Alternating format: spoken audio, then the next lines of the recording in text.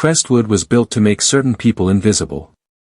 The streets were wide and clean, lined with trees trimmed so carefully they looked sculpted rather than grown. Security cameras blended into lampposts. Private cars moved in and out without stopping. Nothing here happened by accident, and no one lingered without permission. Especially not children. Especially not children like her. She stood just beyond the black iron gates of the Hawthorne estate, toes slightly turned inward, hands clasped at her waist as if holding herself together. Her yellow dress, once bright, had softened with age and sun. The fabric carried the quiet evidence of reuse, faint creases that never quite left, stitching reinforced by someone who knew how to make things last. Her shoes were clean, but worn thin. Her hair was braided neatly, parted with care. Whoever had done it had taken their time. She was not lost. She was waiting. The gates began to slide open with a low mechanical hum as a black sedan rolled to a stop.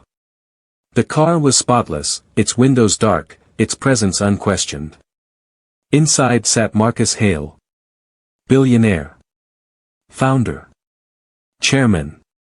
A man whose name lived on buildings instead of mailboxes. Marcus didn't look up at first. His attention was fixed on his phone, thumb scrolling through reports that blurred together. Profit margins, overseas expansion, a minor delay that someone else would handle. At 49, he had trained himself to move through information without emotion. Emotion slowed decisions. Slowed men. The driver eased the car forward. The gates continued opening. Marcus lifted his eyes only because something felt off. It wasn't noise. It wasn't movement. It was absence. He saw her for half a second and dismissed her just as quickly. A child. Not my problem. Security's job. She didn't belong here. Which meant someone else had failed, not him. The car rolled forward. From her spot by the gate, the little black girl watched it pass. She didn't step back. She didn't wave. She didn't call out. She simply turned her head, following the car with her eyes. Marcus noticed that. Not because it was unusual, but because it wasn't. Most people looked away from his car. Pretended not to notice. Or stared too long, hoping to be seen. She did neither. She watched the way someone watches a clock when they know time is about to matter. The driver steered slightly wide, giving her space.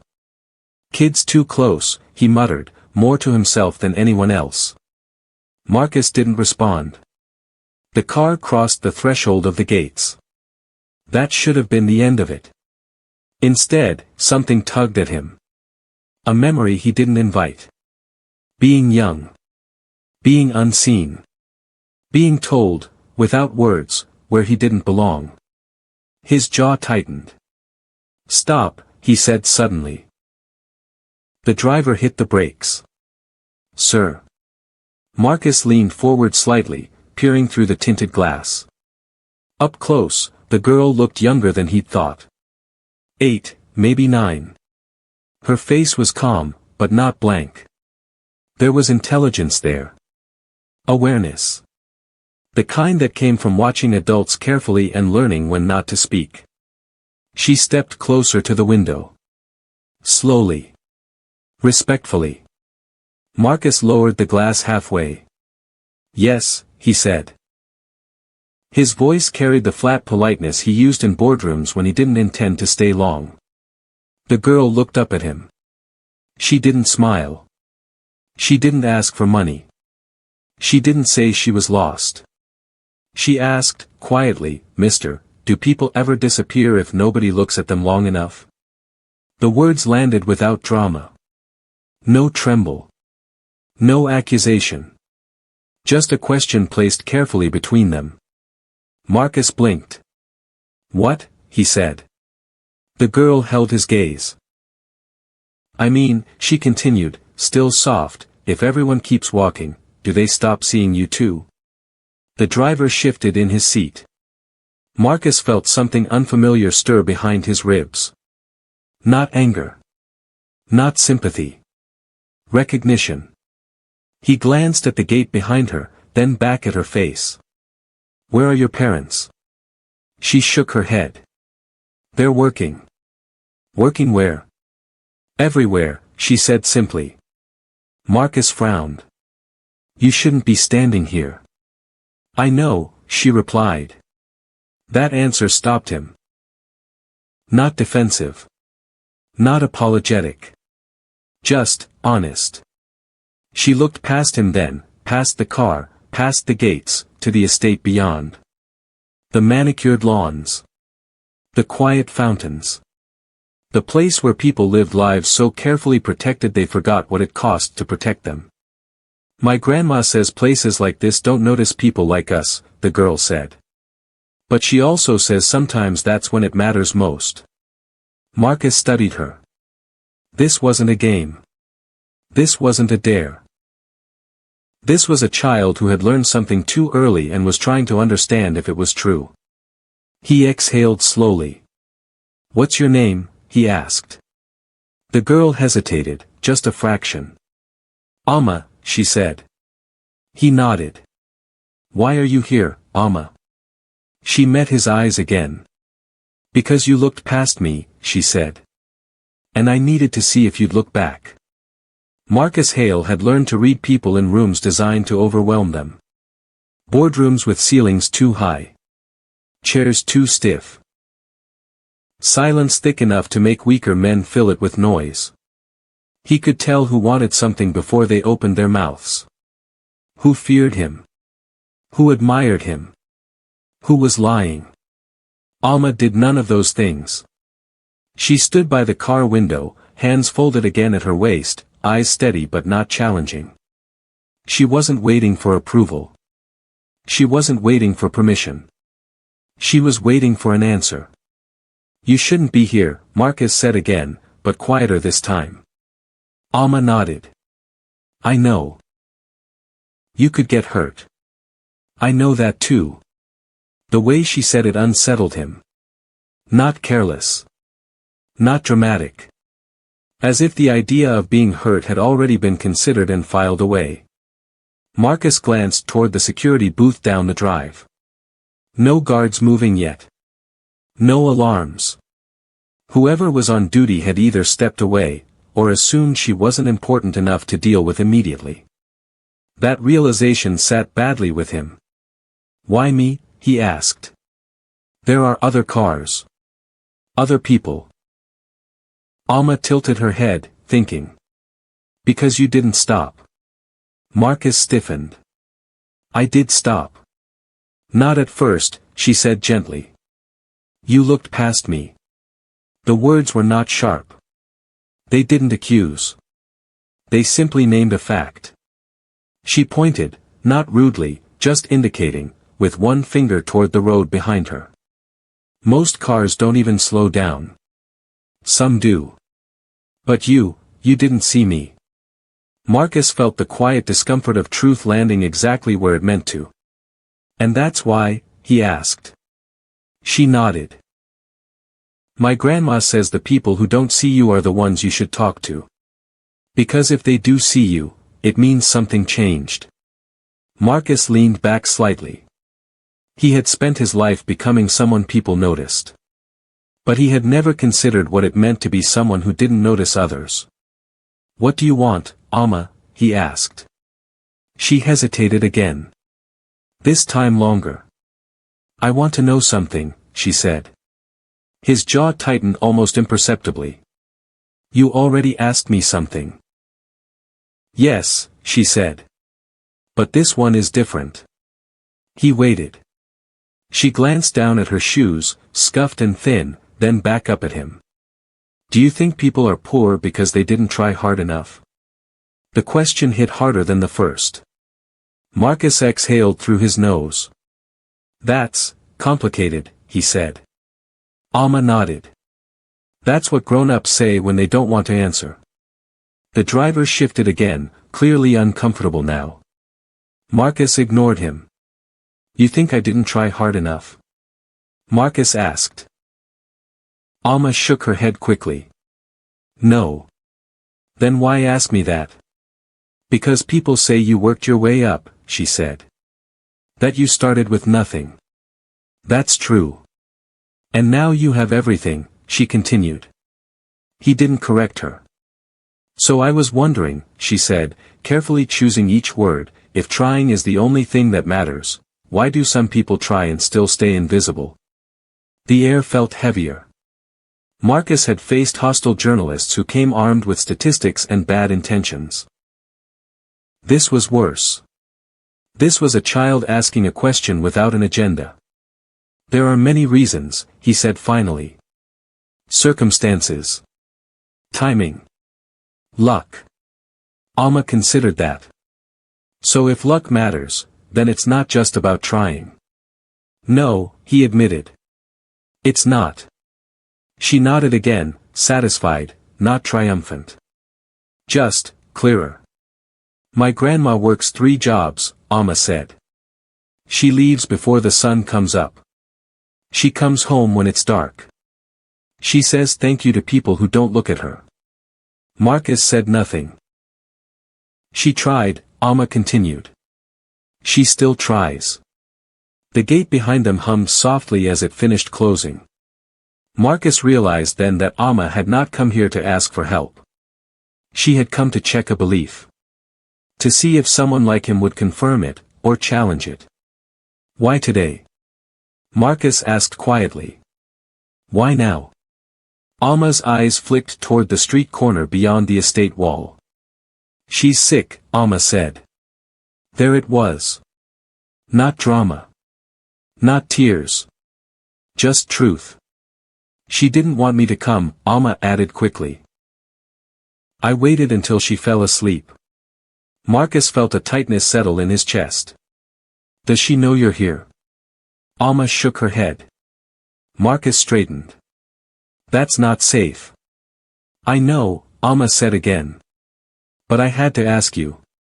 Why me? He repeated. She met his eyes fully now. Because you're someone people listen to, she said. And if you don't see us, then maybe nobody ever will. The words didn't plead. They placed responsibility. Marcus had avoided responsibility his whole life by calling it focus. By telling himself he couldn't save everyone. But this wasn't everyone. This was one child. Standing outside his gates. Waiting to see if he would look back. Marcus Hale had signed documents that moved millions with less hesitation than this. He sat in the back of his car, window half lowered, looking at a little black girl who had done nothing more than ask questions, and somehow rearranged the air around him. Where is your grandmother now? He asked. Alma pointed down the street. In our apartment. 3rd floor. The one with the broken light. Marcus followed her finger, though he couldn't see that far. You can't be here alone, he said. I know. You can't just walk up to people's gates. I know, she said again, then added softly, but I did. Marcus closed his eyes for half a second. This was the moment he usually avoided. The moment when the clean lines of his life blurred. He could call security. He could tell the driver to take her home. He could hand her money and convince himself it counted as help. All of those options would let him leave unchanged. He lowered the window fully. Get in, he said. The driver turned sharply. Sir. I said get in, Marcus repeated, calm but final. Alma blinked. In the car. Yes. She didn't move immediately. You're not in trouble, Marcus said. I just don't want you standing here. She searched his face. Not for kindness, but for certainty. Then she opened the door. The leather seat swallowed her slightly. She sat carefully, hands folded in her lap, feet dangling just above the floor. Marcus noticed how she didn't touch anything else. The driver looked at Marcus in the rearview mirror. Where to, sir? Marcus hesitated. That was new. He had destinations for everything. Offices. Airports. Homes. This was different. Down Hawthorne, Marcus said finally. Then turn left. Alma looked out the window as the estate slid past her. I've never been inside a car like this, she said. Marcus didn't respond. The silence wasn't awkward. It was thoughtful. You're not mad, Alma said after a moment. No, Marcus replied. You're thinking. Yes. My grandma says thinking is good, Alma said. As long as it doesn't stop you from doing the right thing. Marcus almost smiled. Almost. The car slowed at a stop sign. Do you go to school? He asked. Yes. Do they know your grandmother is sick? Alma shrugged. Teachers are busy. He nodded. They drove another block before Marcus spoke again. You said your grandmother works 3 jobs. Yes. What does she do? Cleans, Alma said.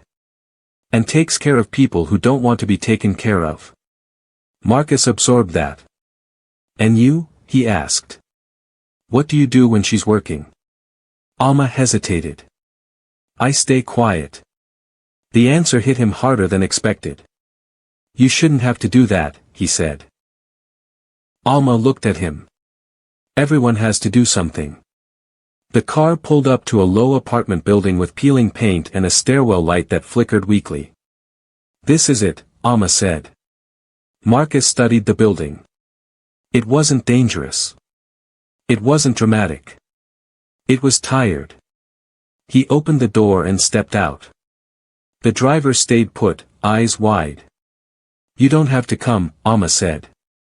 I know, Marcus replied. They climbed the stairs together. Each step felt heavier than the last. At the 3rd floor, Alma stopped.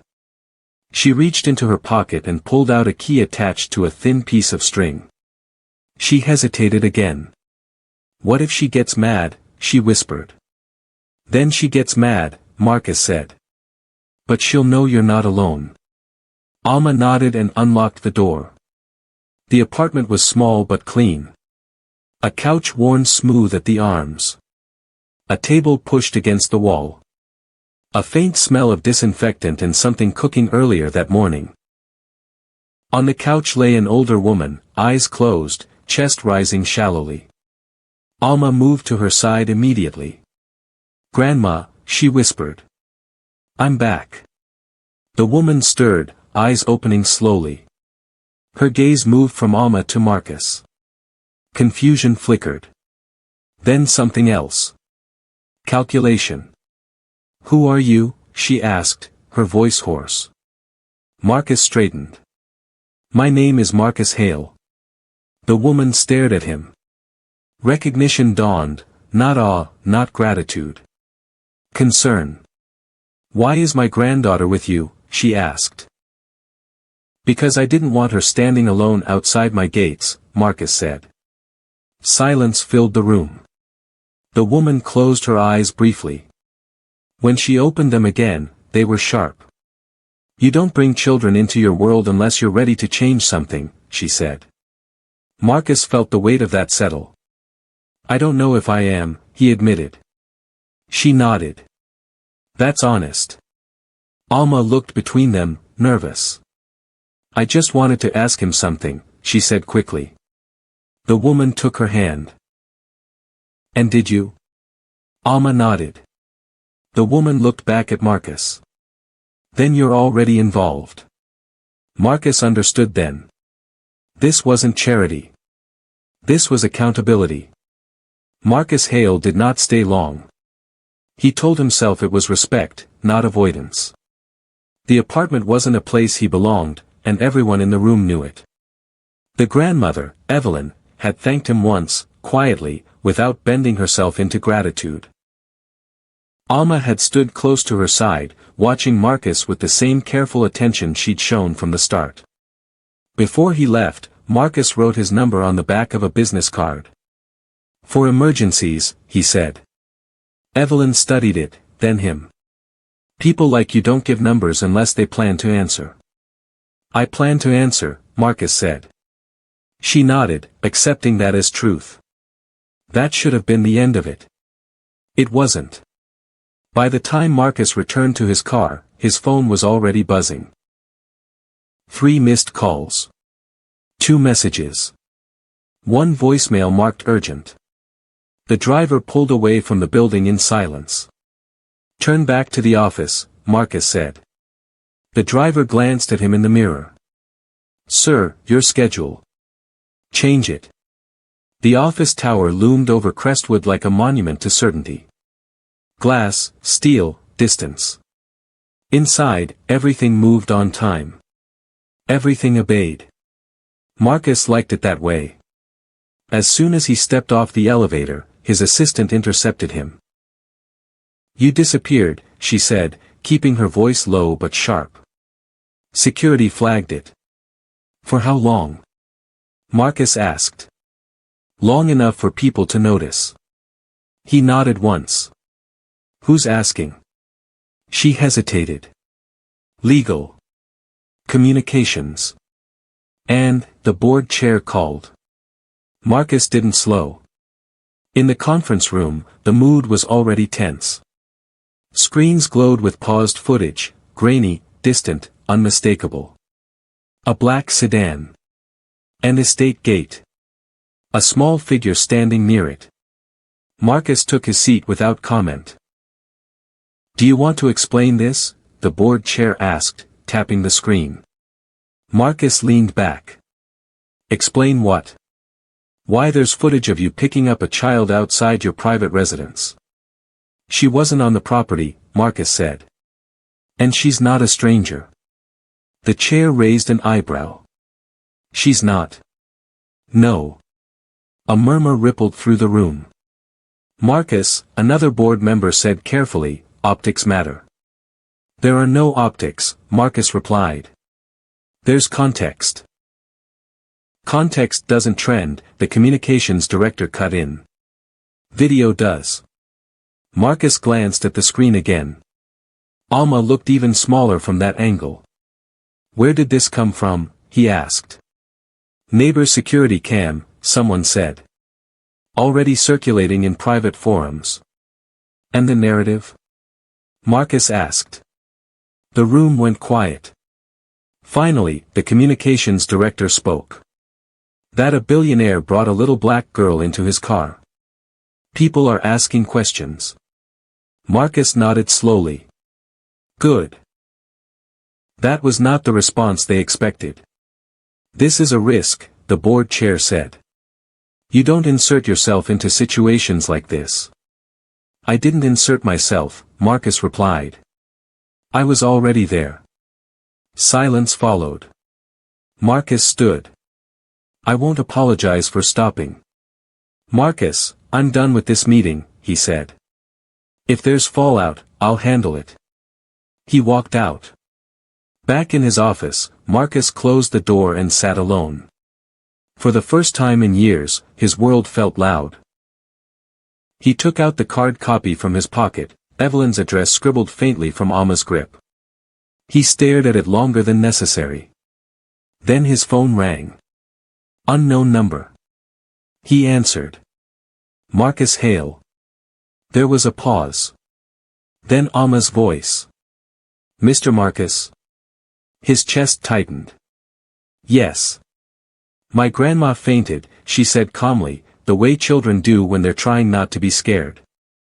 The neighbor called an ambulance. I'm on my way, Marcus said instantly. No, Alma replied.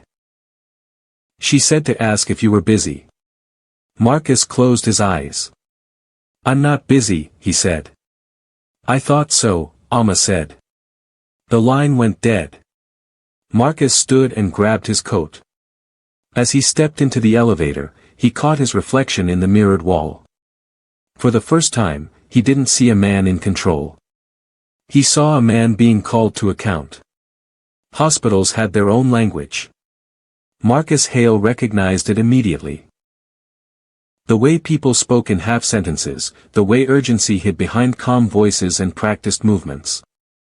He had donated to hospitals before. Wings. Research funds. Equipment with his name etched neatly onto plaques. But donation corridors were quiet.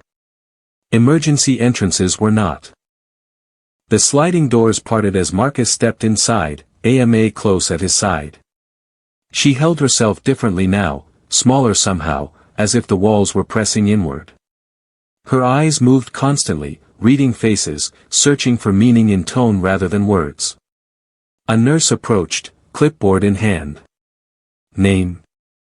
Evelyn Carter, Marcus said before Alma could answer. She was brought in by ambulance. The nurse paused, surprised.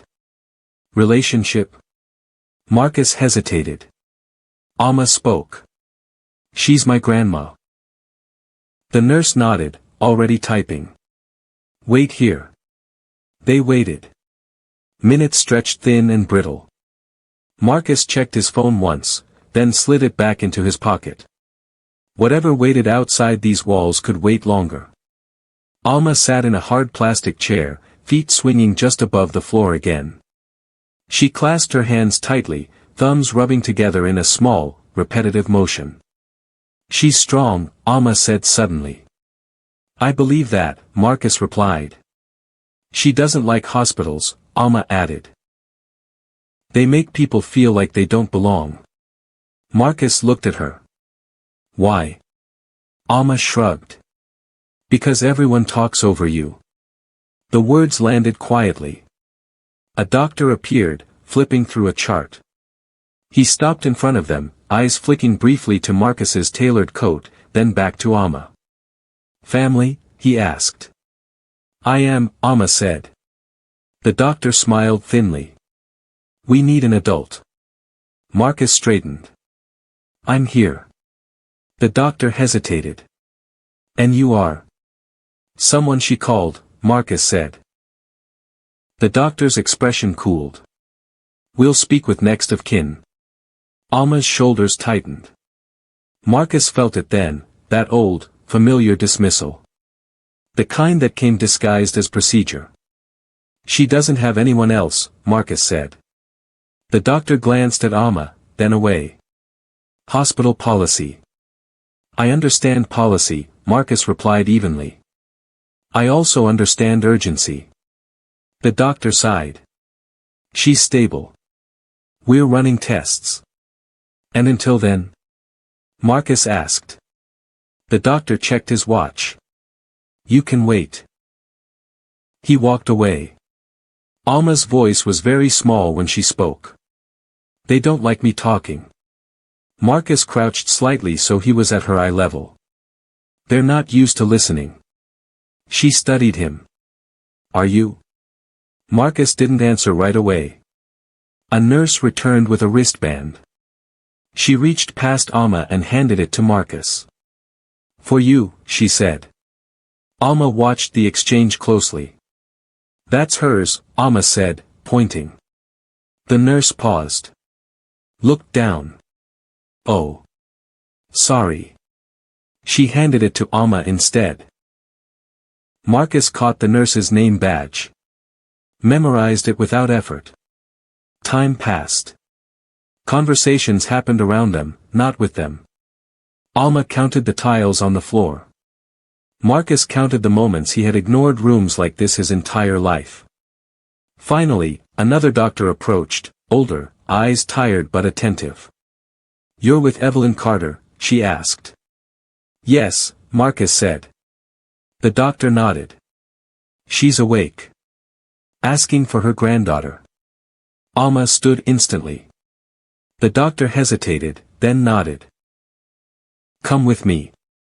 Inside the room, Evelyn lay propped against pillows, color slowly returning to her face.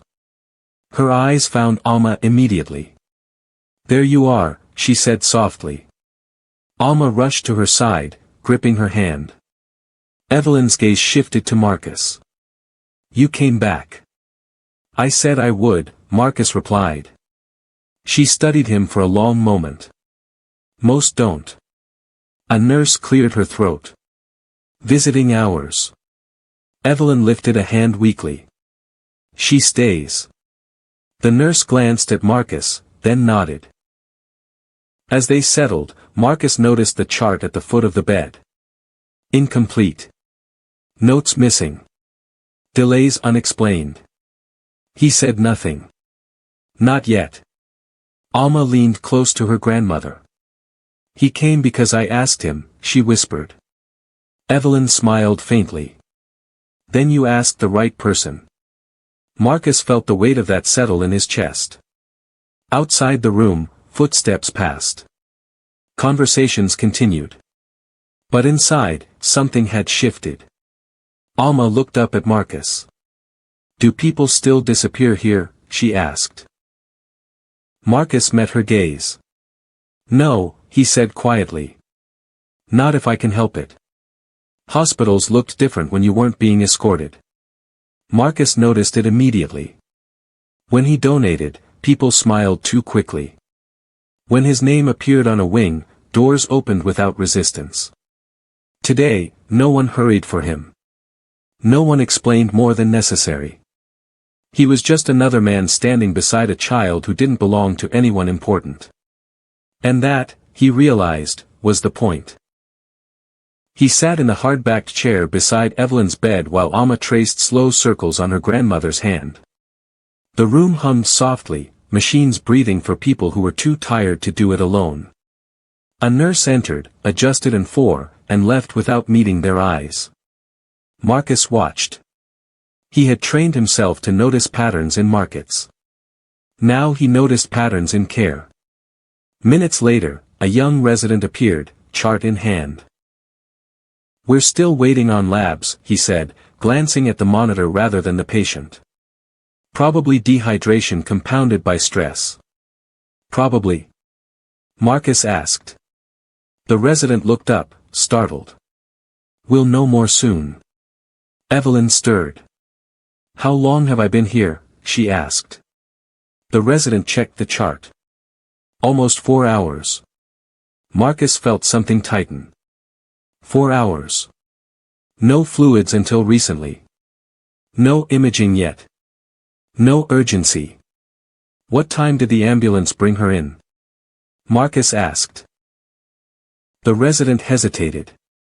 Early afternoon. And it's evening now, Marcus said calmly. Yes. Why the delay? The resident shifted his weight. We have a lot of patients. Marcus nodded. Of course you do. The resident seemed relieved, until Marcus added, how many of them waited 4 hours before basic treatment? Silence. The resident glanced at Alma, then back at Marcus. I'll check on those labs. He left quickly. Alma looked up. Are they mad? No, Marcus said. They're uncomfortable. Why? Because someone noticed. Alma absorbed that. Later, a different nurse came in, older, slower, eyes sharp. She checked Evelyn's vitals carefully, adjusted the blanket, then paused. You her granddaughter? She asked Alma. Yes, Alma said. The nurse smiled faintly. She talks about you. Alma's shoulders relaxed just a little. The nurse turned to Marcus. You family? Marcus considered the question. I'm involved, he said. The nurse nodded as if that answer made perfect sense. Then you should know, she's been here before. Marcus frowned. Recently? Twice this year, the nurse said quietly. Same thing. Overworked. Underhydrated. Pushed past her limit. And? Marcus asked. And sent home with instructions to rest, the nurse replied. Which is hard to do when rest costs money. She met his eyes then, really met them. You see this kind of thing a lot? Marcus asked. The nurse gave a short, humorless laugh. Only every day. She left. The room felt heavier. Alma spoke without looking up. Grandma didn't want to come. Evelyn squeezed her hand weakly. Hospitals don't fix what work breaks, she murmured.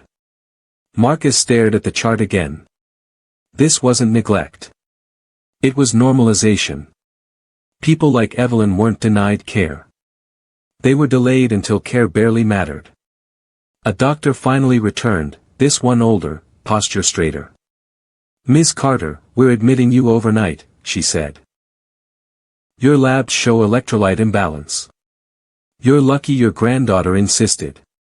Evelyn smiled faintly. "She's stubborn." The doctor turned to Marcus. "You can stay for a bit, but—" "I'll stay," Marcus said. The doctor hesitated, then nodded. After she left, Alma looked at Marcus. "Is this why people don't look down?" He didn't pretend not to understand. "Looking down means seeing this," he said. "And if you see it," Alma said slowly, "you have to do something." Marcus felt the quiet accusation in that, not from Alma, but from himself. "Yes," he said. Alma leaned back in her chair. "My grandma says people with power like to call things unfortunate instead of unfair." Marcus almost closed his eyes. "That's accurate," he admitted. Evelyn watched him carefully. "You're different from the others," she said. Marcus met her gaze. "I don't want to be." She nodded. "Good. Different fades. Changed lasts." Outside the room, voices rose briefly. Someone arguing at the nurse's station, frustration spilling over. No one hurried. Marcus stood. "I'll be right back," he said. Alma looked up. "Where are you going?" "To ask some questions," Marcus replied. "The kind I usually pay other people to ask." He walked toward the nurse's station, posture calm, expression unreadable. But inside, something had already broken open. He had seen it now. And once seen, it could not be unseen. Marcus Hale did not raise his voice. He didn't need to. He stood at the nurse's station, hands resting lightly on the counter, posture relaxed enough to be mistaken for patience. The staff around him moved quickly, eyes darting between screens and charts, practiced at ignoring tension when it wasn't loud enough to demand attention. "Excuse me," Marcus said. The charge nurse looked up briefly. "One moment, sir." "I'll wait," Marcus replied. He did. 30 seconds passed. Then another 30. The nurse finally turned to him, polite but distracted. "How can I help you?" "My name is Marcus Hale," he said calmly. "I'm with Evelyn Carter in room 312. The nurse nodded, fingers already moving across the keyboard. "She's been admitted." "Yes," Marcus said. "After 4 hours." The nurse paused. Looked up. "We're very busy tonight," she said automatically. "I understand," Marcus replied. "I run large systems too. When they fail people quietly, it usually means something in the process needs attention." The nurse frowned slightly. "Sir, are you filing a complaint?" "No," Marcus said. "I'm asking questions." He waited. The nurse gestured toward a nearby chair. "You can speak with patient relations in the morning." Marcus shook his head once. "I'm not here for reassurance. I'm here for clarity." That was new. A supervisor approached, drawn by tone rather than volume. "Is there a problem?" Marcus turned to her. "That depends on how you define problem." She folded her arms. "Try me." Evelyn Carter arrived by ambulance early this afternoon, Marcus said. She received fluids hours later. Her chart shows repeat visits this year with similar outcomes. "Can you explain why her care follows that pattern?" The supervisor glanced at the screen. She was stable. "Stable enough to wait," Marcus said. "Not stable enough to avoid admission." Silence stretched. "That's how triage works," the supervisor said. Marcus nodded. Then show me the criteria. The supervisor blinked. Excuse me. The criteria, Marcus repeated. The objective measures that placed her behind others for 4 hours. The nurse shifted uncomfortably. We don't usually, the supervisor began. I know, Marcus said gently. That's why I'm asking. A few nearby staff members had slowed. Not stopped. But slowed enough to listen. The supervisor lowered her voice. Sir, are you threatening legal action? Marcus met her gaze steadily. I'm inviting transparency. That landed harder than anger ever could. I'm also curious, he added, whether these delays correlate with insurance status. The supervisor's jaw tightened. That's an inappropriate question, she said. Marcus didn't argue. It's a necessary one. Another pause. Finally, the supervisor straightened. I'll review the chart personally. Thank you, Marcus said. Please include me. She hesitated. Then nodded. Marcus turned back toward the room. Alma was standing in the doorway, small fingers curled around the frame. She had watched everything. Not with fear. With attention. He knelt beside her. You okay? She nodded. You didn't yell. No. You didn't say your name loud. I didn't need to. Alma considered that. My grandma says the quietest people can change things the most. Marcus smiled, not fully, but honestly. When they returned to the room, the difference was immediate. A nurse arrived with fresh fluids. Another adjusted the bed. A doctor followed with updated labs and a clearer plan. No apologies. Just action. Evelyn noticed. So, she murmured, eyes on Marcus, that's how you do it. He shrugged slightly. Sometimes. Alma climbed back into her chair. They're listening now. Yes, Marcus said. They are. But only because of you, Alma said. Marcus shook his head. Because of you. She frowned. I didn't say anything. You asked the right questions, he replied. Earlier. Outside. That changed where I stood. Alma looked down, absorbing that. Later, as the room settled into quieter rhythms, Alma spoke again. If you hadn't stopped your car.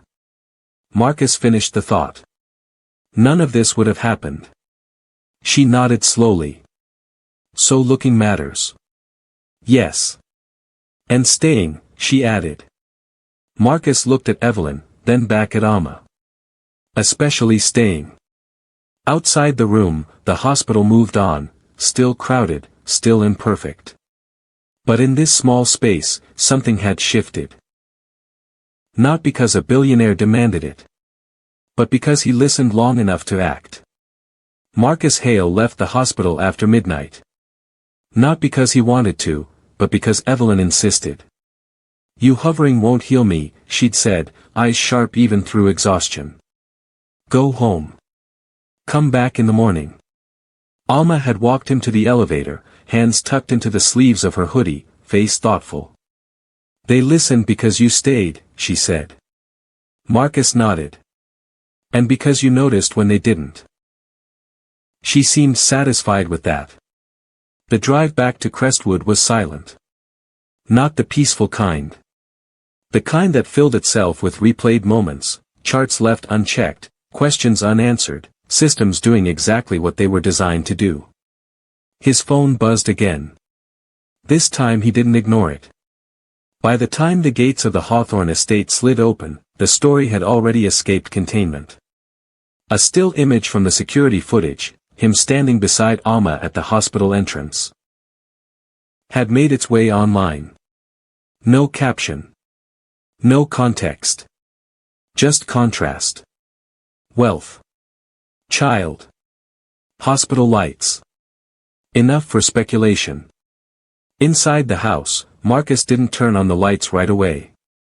He stood in the entryway, coat still on, staring at the quiet opulence he'd curated for comfort and distance. His assistant's message played automatically. "Marcus, we need to talk. Communications is panicking. The board is split. And, this is important, 2 donors pulled support from the hospital tonight." They cited uncertainty. Marcus closed his eyes. So this was the cost. Not outrage. Withdrawal. He set his phone down. In the kitchen, he poured a glass of water and drank it slowly, deliberately. The stillness pressed in. Then another message arrived. This one from an unfamiliar number. "Thank you for noticing. A nurse." Marcus stared at the screen longer than he expected to. The next morning, Crestwood looked the same. Trimmed hedges. Silent streets. People who believed nothing here ever broke.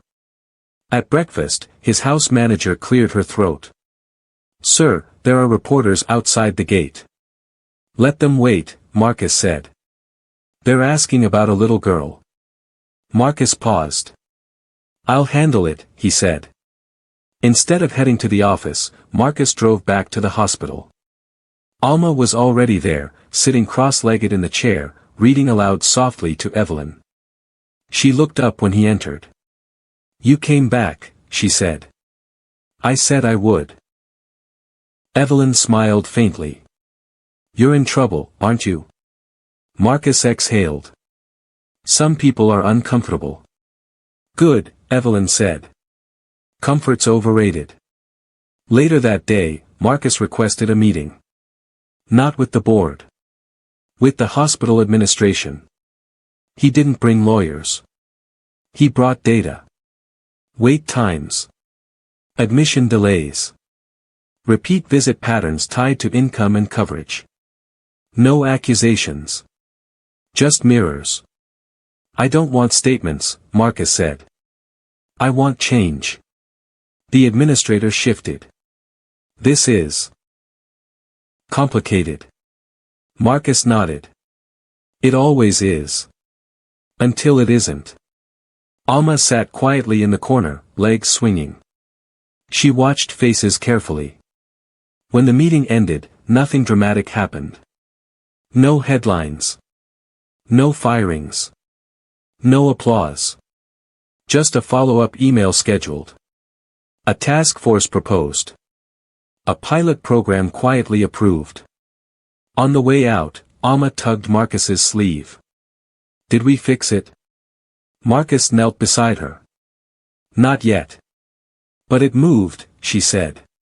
"Yes," he agreed. It moved. That evening, Marcus finally returned home. The gates opened. The house greeted him with its familiar hush. But something was different. He didn't walk past the windows this time.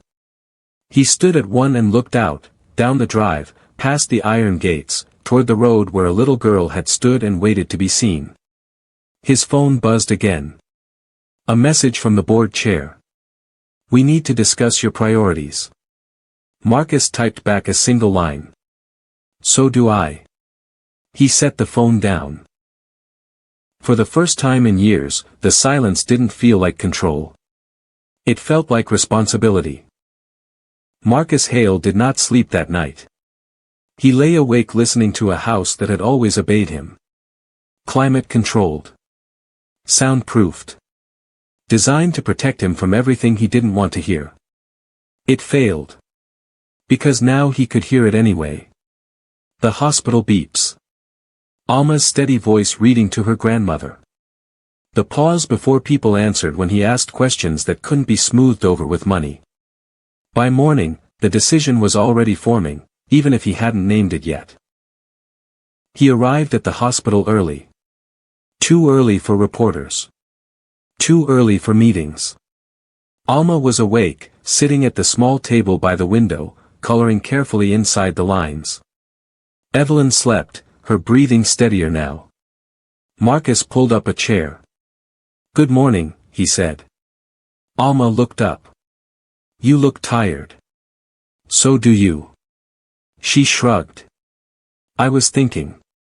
That's dangerous, Marcus said lightly. She smiled faintly. My grandma says thinking is how you choose who you become. Marcus watched her for a moment. You changed things yesterday, he said. Alma shook her head. I just asked questions. That's how change starts, Marcus replied. She returned to her coloring. Are you going to stop? The question was simple. Not dramatic. Not accusing. Marcus felt it land deeper than any demand. Stop what? He asked. Looking, she said. Staying. He didn't answer right away. Outside the room, footsteps passed. A cart rattled by. Life continued at its usual pace, indifferent to turning points. I don't know yet, Marcus said honestly. Alma nodded. That's okay. She added quietly, but people usually stop when it costs them. Marcus felt the truth of that settle.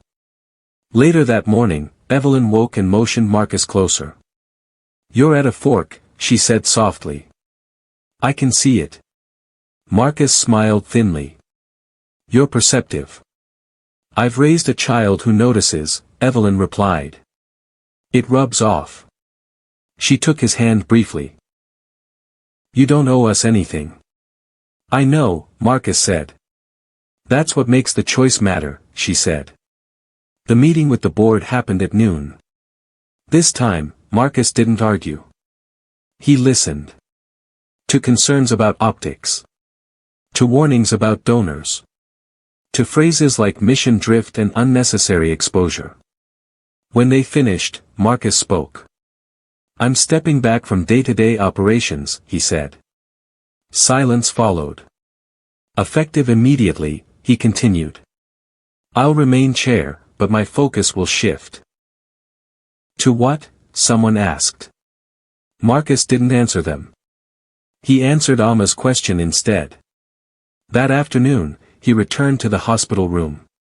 Alma was packing her backpack. Evelyn was being discharged. You're going home, Marcus said. Alma nodded. They fixed the light. He smiled. Good.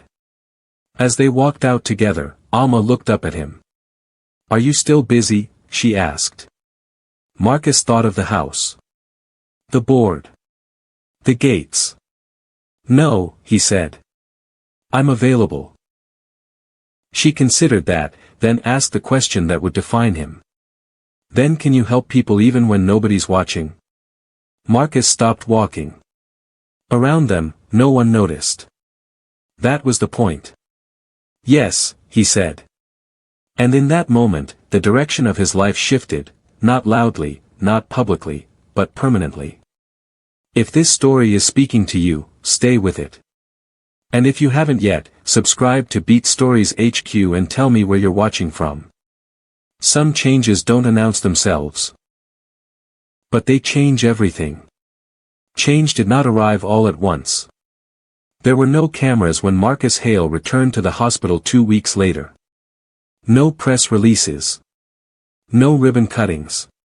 The building looked exactly the same from the outside, same cracked curb, same flickering entrance light, same revolving door that never quite spun smoothly. Inside, however, things were adjusted. Not fixed. Adjusted. Marcus noticed it immediately. The intake desk was staffed differently. Not more people. Just people who weren't rushing to finish sentences before patients finished speaking. A small sign had been added beside the check-in screen. If you have questions about your care, please ask. Someone will listen. It wasn't revolutionary. It was intentional. Alma noticed it too. She stood beside Marcus, backpack slung over one shoulder, reading the sign slowly. That wasn't here before. No, Marcus said. It wasn't. Evelyn had insisted on coming with them this time. She moved carefully, leaning on her cane, but her eyes missed nothing. Small changes are harder to undo, she murmured. People don't notice them enough to fight them. Marcus smiled faintly. That was the idea. They weren't treated like guests this time. They were treated like people. A nurse greeted Evelyn by name. Another asked Alma if she wanted a chair that fit her height. No one looked surprised when Marcus sat quietly in the corner instead of hovering near the door. He had learned. The pilot program launched without ceremony. Extended intake questions. Mandatory hydration checks. A review loop for repeat emergency visits. No plaques. No names. Marcus insisted on that. Why not put your name on it? One administrator asked during a follow-up call. It would help with funding. Marcus glanced at Alma, who was coloring at the kitchen table nearby. Because if my name disappears, he said, and the system still works, then it was built correctly. Alma looked up. Things aren't supposed to disappear, she said. Marcus smiled. Credit is. The board wasn't happy. They tolerated the shift, not because they agreed, but because Marcus had done something unusual. He'd made it boring to oppose him. No dramatic stand. No villain to fight. Just consistency. Weeks passed. Then months. The footage faded from memory. The reporters moved on. Crestwood stayed quiet. But Marcus didn't go back to the way things were. He spent mornings where he used to avoid them. Clinics. Schools. Places without donor walls. He listened more than he spoke. When he funded things now, he asked different questions. Who maintains it? Who decides when it fails? Who gets blamed when it does? Alma visited him sometimes after school. She liked his office less than the hospital. It's too clean, she said. He laughed. I get that a lot. One afternoon, as they sat reviewing a proposal, Alma asked, "Do you ever wish you hadn't stopped your car?" Marcus didn't answer immediately. I wish I'd stopped sooner, he said finally. She nodded. That makes sense. Evelyn's health improved steadily. Not miraculously. Just steadily. Fewer shifts. More rest. Real follow-up care. One evening, as Marcus walked Alma and Evelyn home, Alma looked up at the iron gates of the Hawthorne estate. You don't live behind these all the time anymore, she observed. No, Marcus said. I don't. Is it scary? She asked. Sometimes, he admitted. She thought about that. My grandma says scary choices are usually the honest ones. Marcus glanced at Evelyn. She smiled knowingly. The gates slid open, then closed behind them. This time, Marcus didn't feel protected by them. He felt responsible for what stayed outside. Alma grew taller before anyone noticed. It happened the way real change often does, not all at once, but in moments that only made sense when looked back on. One morning her sleeves were too short. Another afternoon her shoes pinched. Marcus noticed because he paid attention now. He learned to. The visits became less frequent, but more intentional.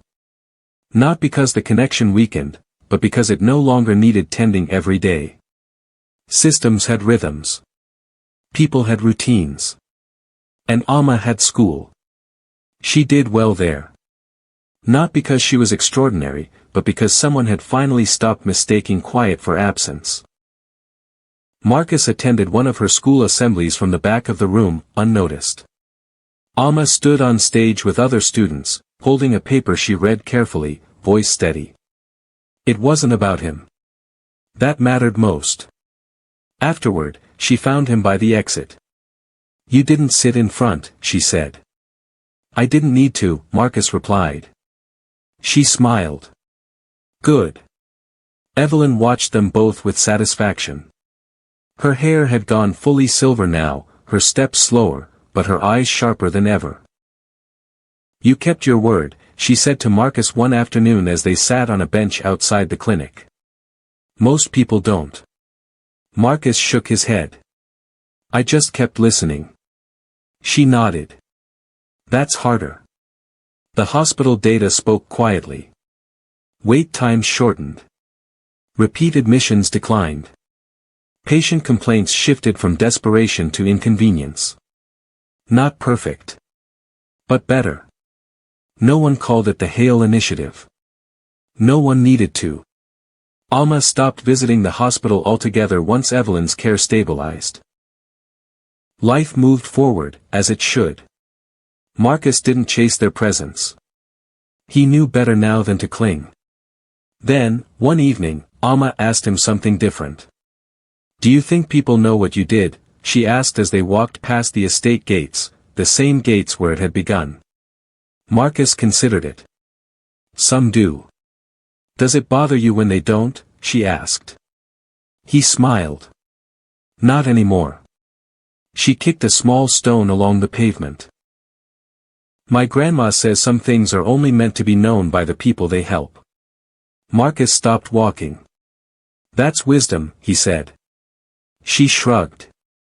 She has a lot of time to think now. They stood in silence for a moment. Then Alma looked up at him.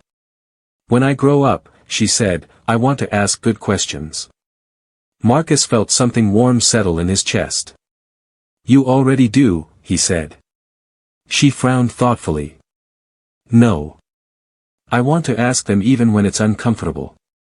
Marcus nodded. Especially then. As they parted ways that evening, Alma turned back once more. Mr. Marcus? Yes. You looked back, she said. Marcus watched her walk away, no longer small, no longer waiting. I'm still looking, he said softly, though she didn't hear him. And that was enough. The gates on Hawthorne Drive were replaced 3 years later. Not because they were broken, but because Marcus Hale no longer needed them the same way. The new ones were still iron. Still tall. Still unmistakably private. But they opened wider, smoother, without the old hesitation that made people feel like they were being measured before being allowed through. Most people never noticed the difference. Marcus did. He stood one morning at the edge of the drive, hands in his coat pockets, watching the street beyond. Cars passed. People walked dogs. A delivery truck slowed, then continued on. Life, unremarkable and ongoing. That was the point. Behind him, the house was quieter than it used to be. Not empty, but lived in differently. Fewer meetings. Fewer polished dinners. More mornings that began somewhere else. He had learned to leave early.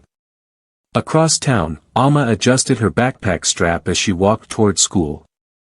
She was older now. Taller. Her braids longer, pulled back with the same care they always had been.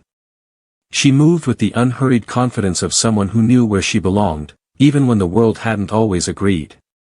She still asked questions. Her teachers had learned that about her. Learned not to rush her answers. Learned that when Alma raised her hand, it wasn't to fill silence, but to name something important. Evelyn watched her from the window, a blanket around her shoulders, tea cooling beside her. She had less strength now, but more peace. The clinic followed up. The calls came when they were supposed to. She rested without guilt. That mattered. Marcus visited once a month now. No announcements. No entourage. Sometimes he and Evelyn sat without speaking. Sometimes Alma talked enough for all three of them. On one of those visits, Alma asked him something she'd been holding for a while. Do you ever wonder what would have happened if I didn't stop you? She asked. Marcus didn't deflect. Yes, he said. What do you think? She pressed. He looked out the window, past the street, past the ordinary movement of a day that owed him nothing. I think I would have stayed very successful, he said. Alma waited. And very small, he added. She nodded, satisfied. That evening, as Marcus drove home, he slowed instinctively near the spot where Amma had once stood outside his gates. There was nothing there now. No marker. No sign. Just pavement. And yet, he felt it every time. He didn't stop anymore. He didn't need to. Because he had learned how to look while moving. The hospital never credited him. The board never fully forgave him. Crestwood stayed Crestwood. But somewhere in the space between those truths, systems bent slightly toward fairness. People waited less. Questions were answered sooner. Children like Amma learned, by watching, that silence didn't mean absence, and that being seen wasn't about being loud. It was about being acknowledged.